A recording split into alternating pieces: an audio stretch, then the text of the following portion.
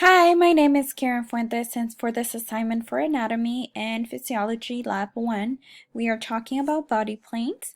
Body planes are hypothetical planes used to divide the body into sections. This is used in human anatomy to describe the locations or directions of the internal structures of the body. There are four planes: sagittal, frontal, transverse, and oblique.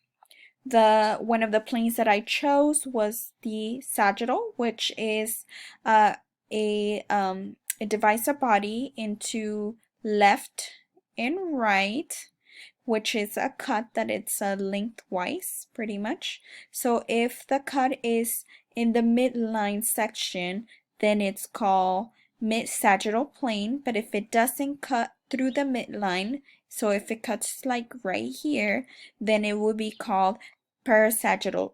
Okay. So another plane that I chose was the transverse plane. So that one goes horizontal cut.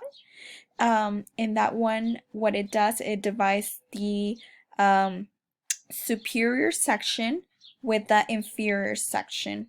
So if we see on here if you check um, some of the organs like the brain, lungs, some of the small intestines are cut through half, even the colon too, and the stomach. So they're both on the left and the right side.